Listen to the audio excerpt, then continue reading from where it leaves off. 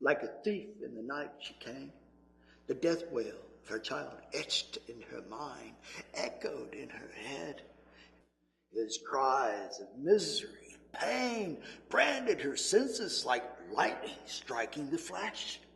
She held it in like a dam, focused on that wall of hate, used it like a charm. She would not be cheated of her blood price. They would pay for Grendel's death. Harold was free. Grendel finally vanished, never to return. The blood feud ended. That night celebration had filled the great hall. Song and laughter resounded off the distant moors. The warriors of Hrothgar, weary with sleep, drunk with mead, they let slumber take them, closed their eyes, for they had naught to fear. So they thought, so they rested. None heard her, for like a mouse she moved, slipped between cracks, withered like a snake, took a shove without a sound, slit his throat with razor-sharp claws, carried him away, leaving his warm blood as trail. None would know of his loss till dawn revealed the truth. Hrothgar's misery was doubled, for Ashur was his best. None was closer to his lord than this noble man. Now Ashur was gone, murdered in his sleep. Soon the truth of Grendel's mother was revealed. Grendel had kin, and Beo could see that this blood feud was not yet ended. Beo had come to return a favor for Hrothgar's past kindness. His deed had been well met, his duty to this great lord done. But Beo would not, could not abandon Hrothgar. He had come to end a blood feud, to settle an old score, to end death and nightmare with one blow. So now he would chance fate to give Hrothgar peace. Beo knew the price, saw that such choices seldom ended well. But the weave was set. Fate had bound him. If he was to serve his lord, he must face the evil done. This blood feud must find an end. It was his debt to go in place of the king. Thus did Beo and his men join Hrothgar, followed the trail of pain to the swamps, whose depths none knew, where demons swam desiring flesh to satisfy their needs. Here they found Ashur's head mounted, dead eyes staring back, body ripped away, flesh gnawed. Oh, Hrothgar desired vengeance. "It is here," Hrothgar cried, "that hell's bitch doth hide like her child before her. Her stitch covers you like a plague." Beo dismounted his heavy, dark steed, took his sword in hand, for this time he would face the evil demon with all that he could take with him, for he knew not what magic she possessed. He vowed to swim to the depths of hell's door, to give his own life to end this blood feud. Then did one of the Danish warriors, Unferth, a faithful servant of Hrothgar, who had before questioned Beo's boast, did now offer his own sword, Ronting, a legendary sword of hand-twisted steel, hammer-forged blade hardened by blood. The bite of the blade had never failed. This Unferth offered with no wine words to gather his earlier spite. He now saw Baal was a man of his word, whose bravery went without question. Baal accepted the sword with sincere thanks, told Unfa that with such a tested blade he would surely overcome this wretched beast. Lastly, he told Raphka that if he did not return, to send his gifts back to his king and tell him that he had died well. Thus did Baal dive into the swamp, his sword in hand and armor firmly placed. He swiftly descended the depths of the murky waters. But in this land, monsters hid in every shadow. Huge water dragons struck out at him, with mouths agape and claws striking. But Baal dispatched them easily.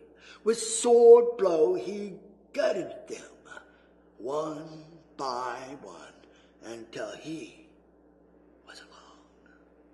Or so he thought.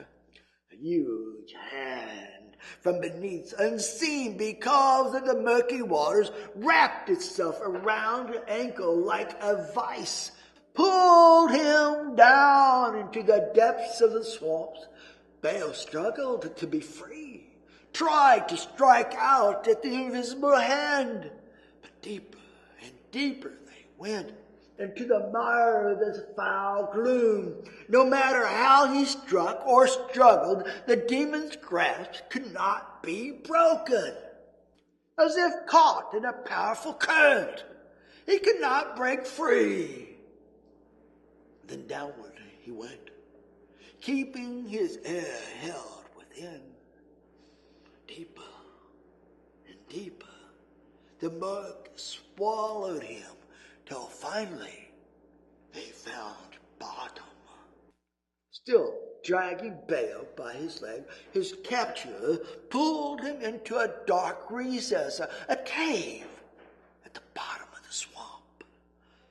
And out of the water he was tossed onto the hard ancient rock that shaped the hidden room. But Baal had no time to inspect his whereabouts. The foul demon fell on him with a vengeance. Her cruel face filled his vision. It was Grendel's mother, the bitch from hell herself. One monstrous hand wrapped itself around Baal's neck. The other pounded his huge claws against his chest, the strike so powerful that it drove the air from Baal's chest like a hammer.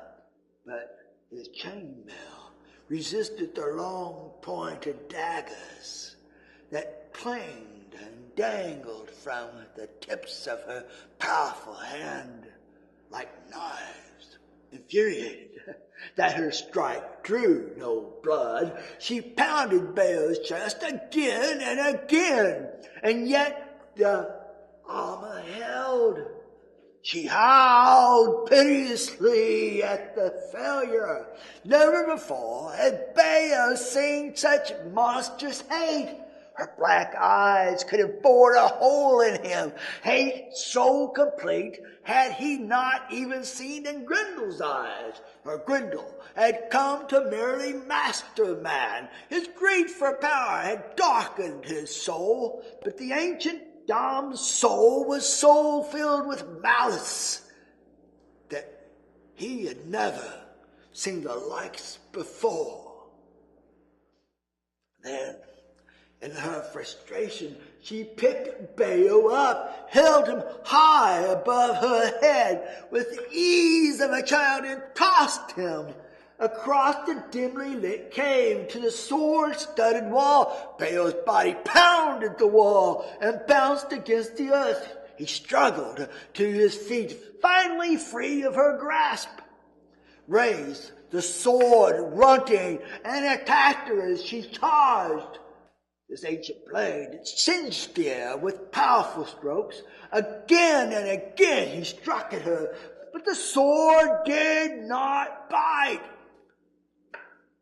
She wrenched the sword from his grasp, tossed it away laughing, then struck him so hard that he bounded against the wall, the force of the strike knocking one of the ancient swords from its place, fell across his bruised body.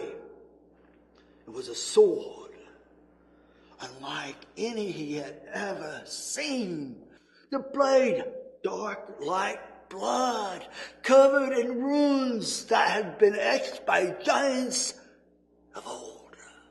Giants who, it was once said, had great magic in their day. The long handle bore designs of dragons fighting, and when he took the sword in his grasp, he felt a surge of power he had never known. He rose to his feet, sword in hand. He had thought, because it was so nearly as long as he was tall, that the sword would be unbalanced, difficult to use, but it was light. Lighter than running, felt right in his grasp. He looked to Grendel's dam and raised the sword. And when he did, he saw fear in her eyes. He swung at her, and she dodged the stinging blade. She jumped back. Fear glazed her blood-red eyes. Now, she was desperately trying to avoid him. He charged her, and she leaped across the cave. Again and again he struck at her, but now fear filled those cruel eyes. The sword danced through the air like a firebrand, humming and scouring the air with every stroke. He backed her against the far wall, trapped. She hissed and growled. She did not believe that he could kill her. She was ancient beyond man's reckoning, her magic most foul. Thus she charged him, and Bale was ready. The sword sang like a blaze of fire. That ancient sword stung the air, singed it with his heat, slipped past her neck like hot honey. She faltered, a disbelieving look in her eyes, then did her head slide off, fell from her grotesque shoulders, clanged to the ground like an empty shell, and her body followed. The dam was dead.